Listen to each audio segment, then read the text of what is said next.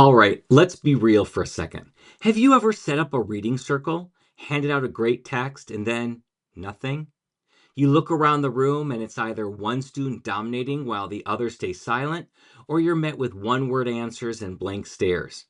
Maybe you even find yourself doing most of the talking. So much for a student led discussion, right? If any of this sounds familiar, you're not alone. But today, we're going to fix that.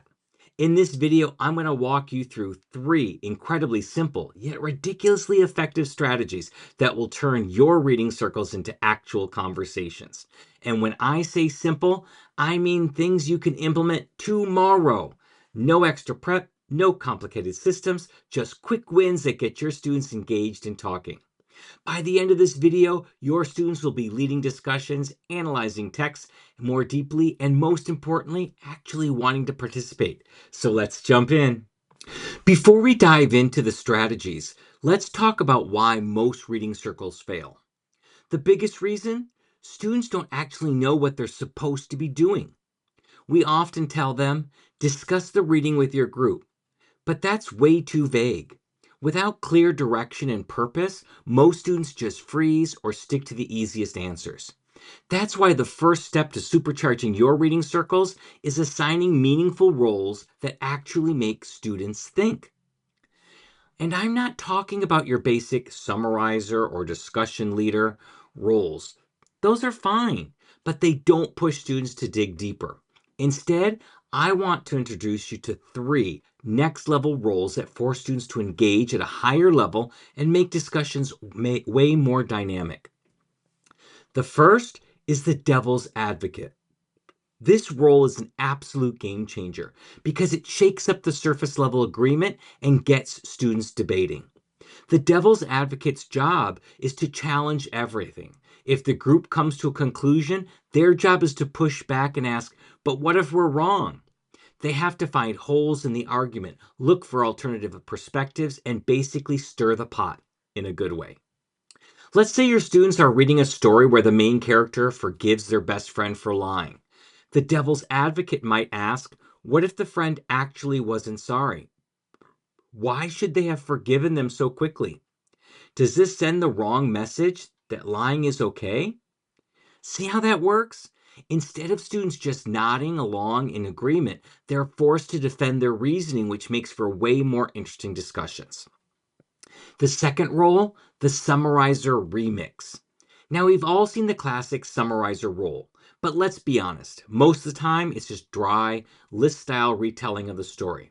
Students go through the motions and nothing exciting happens. But we can fix that with a simple tweak. Instead of just summarizing, the summer remix retells the story from another perspective. For example, if students are reading a story about a lost dog, the summarizer remix has to rewrite it from the dog's point of view.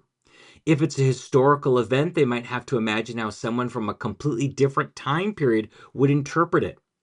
This forces students to think beyond the plot and consider perspective, bias, and new interpretations, all while making it way more fun and engaging.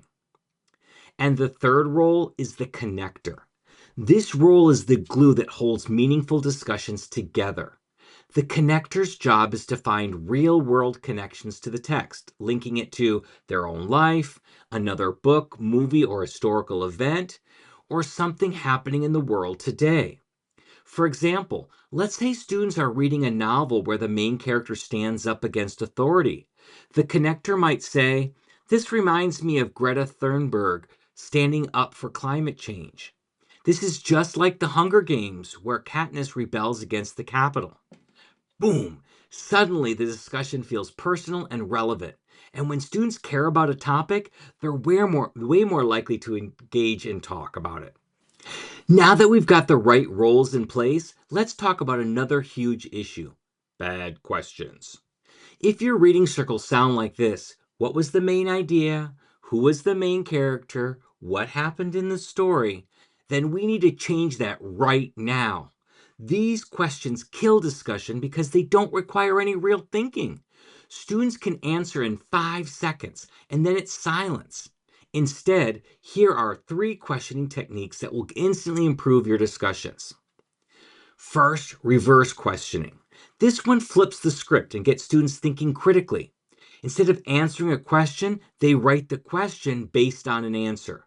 For example, let's say you give them the answer, the character felt guilty.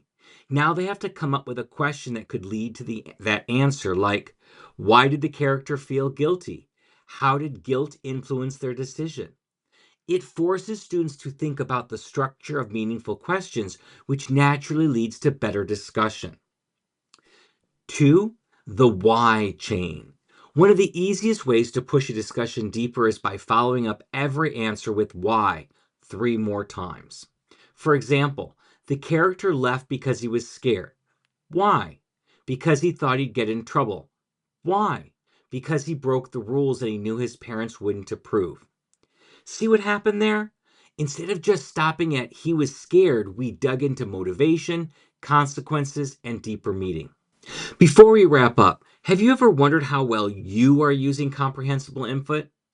If so, I've got something for you, a free CI proficiency quiz that helps you figure out your strengths and where you can improve. Take the quiz at mm.us/CI